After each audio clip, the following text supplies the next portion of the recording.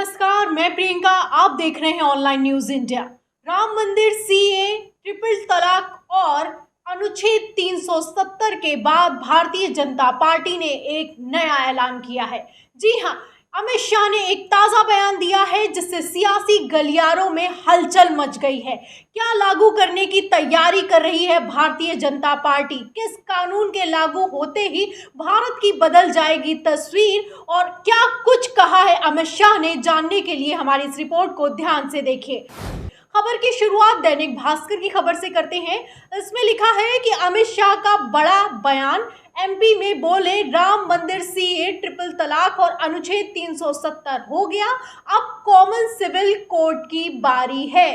तो common civil code की बारी है, यानी कि कॉमन सिविल कोड को लागू करने की तैयारी है। अमित शाह के बयान से इतना तो साफ होता हुआ नजर आ रहा है जैसे कि हिंदू मुस्लिम को लेकर देश में एक बहस छिड़ी हुई है, बुलडोजर की कार्रवाई को लेकर एक बहस छिड़ी हुई है। और भारतीय जनता पार्टी पर हमेशा से ये आरोप लगता आया है कि 80 बनाम 20 की राजनीति करती है, हिंदुओं का समर्थन करती है, मुसलमानों को निशाना बनाती है। इस तरीके के आरोप लगातार भारतीय जनता पार्टी पर लगते आए हैं। उस बीच अमित शाह ने नया ऐलान किया है। अमित शाह का कहना है कि अब कॉमन सिविल कोड की बारी है। क्या है कॉमन सिविल कोड, हम आपको बताएंगे, लेकिन उसके पहले अमित शाह ने क्या कहा है आपको बताते हैं। कॉमन सिविल कोड, जो कि हमेशा से बीजेपी का एजेंडा रहा है, 2014 के मैनिफेस्टो में भी भारतीय जनता पार्टी ने इसे शामिल किया था। इसको लागू करने की हमेशा से जद्दोजहद में लगी रहती है भारतीय जनता पार्टी। अब उसे लागू करने की तैयारी कर ली गई है। और कहाँ सबसे पहले लागू किया जाएगा? उत्तराखंड में लागू किया जाएगा। जी हाँ, इसको लेकर ड्राफ्ट तैयार किया जा रहा है और इसके साथ ही पायलट प्रोजेक्ट के तहत इसे उत्तराखंड में सबसे पहले लागू किया जाएगा। इसके बाद पूरे देश में लागू हो जाएगा।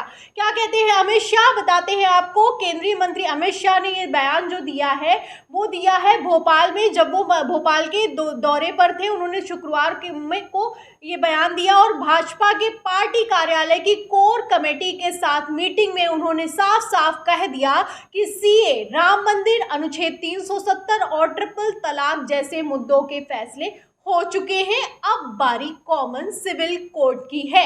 और इसे लागू करने की तैयारी सबसे पहले कहाँ की जा रही है? हमने आपको बताया कि उत्तराखंड में की जा रही है। पायलट प्रोजेक्ट की तरह लॉन्च किया जाएगा और अगर सब कुछ ठीक रहा तो इसे पूरे देश में लागू कर दिया जाएगा, जिसके ड्राफ्ट की तैयारी की जा रही है।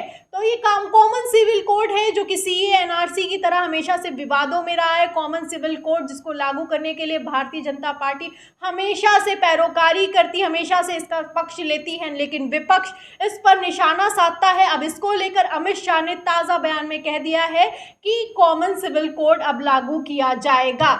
कई बार आपने नाम सुना होगा कॉमन सिविल कोड। अब यहाँ सवाल उठता है कि ये कॉमन सिविल कोड है क्या और इसके लागू होने से क्या कुछ हो जाएगा, हम आपको बताते हैं। ये सवाल है कि क्या है कॉमन सिविल कोड। इसका जवाब के तौर पर हम आपको बताते हैं कि इसके लागू होने से देश में क्या होगा।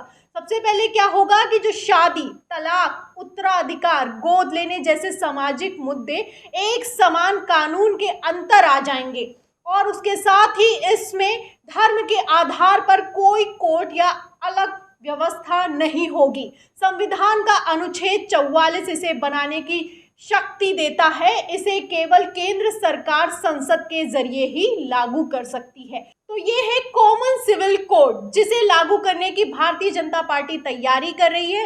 इसके तहत शादी, तलाक, उत्तराधिकार, गोद लेने जैसे सामाजिक मुद्दे एक समान कानून के अंतर्गत आ जाएंगे। और इससे क्या होगा, जो जो धर्म के अपना अनुसरण करते हैं, धर्म के अनुसार काम करते हैं, वहां पर धर्म नहीं सिर्फ कानून चलेगा और एक देश और एक कानून की बात करता है कॉमन सिविल कोड। इसीलिए इसमें कॉमन और सिविल के साथ साथ कोड भी लगाया गया है, यानी कि यूनिफॉर्म लगाया गया है। एक तरीके का कानून लागू होगा। आपको उदाहरण के तौर पर भी समझा देते हैं, जैसा कि आपको हिजाब मामला याद ही होगा, कर्नाटक का हिजाब मामला जिसने काफ़ी ज़्यादा तूल पकड़ा था। इस हिजाब मामले को लेकर काफ़ी बवाल खड़ा हो गया था। स्कूल में जो लड़कियां हिजाब पहन कर आती थी उस पर रोक लगाने की मांग के साथ कैसे बहस छिड़ गई थी, आप सब जानते हैं। उसके बाद क्या हुआ, हिजाब पर रोक लगा दी गई और कहा गया कि स्कूल में एक कॉमन यूनिफॉर्म चलेगी, एक कोड चलता है और उसके तहत ही सबको ड्रेसअप होना होगा। तो उसके बाद क्या हुआ, जो लड़कियां हैं उनका हिजाब जो है वो स्कूल में प्रतिबंधित कर दिया गया। उसी के तहत जैसे कि हिजाब को बैन कर दिया गया है, वैसा ही है कॉमन सिविल कोड। जब कॉमन सिविल कोड लागू हो जाएगा तो चाहे वो तलाक हो, चाहे शादी हो, चाहे उत्तराधिकार हो, चाहे गोद लेने का अधिकार हो, चाहे जैसे भी सामाजिक मुद्दे होंगे, उसको लेकर एक कानून लागू हो जाएगा और एक कानून के तहत न्याय किया जाएगा, एक कानून के तहत फैसला सुनाया जाएगा। जैसा कि आप जानते हैं कि कई मुस्लिम संप्रदाय में क्या होता है, हिजाब पहनने के साथ साथ तलाक का भी 3 तलाक का जो चलता था कि 3 तलाक बोल देते थे, उसके बाद में तलाक हो जाता था। ये अपने धर्म के अनुसार अनुसरण किया जाता था। लेकिन जब ये कॉमन सिविल कोड लागू हो जाएगा तो तलाक लेने के लिए एक ही रास्ता होगा, वो होगा कोर्ट का रास्ता। एक ही समान अधिकार के तहत सबका न्याय किया जाएगा, ये कहता है uniform civil code, common civil code, जिसमें सारे सामाजिक मुद्दे, शादी, तलाक, उत्तराधिकार, गोद लेने जैसे कानून एक हो जाते हैं।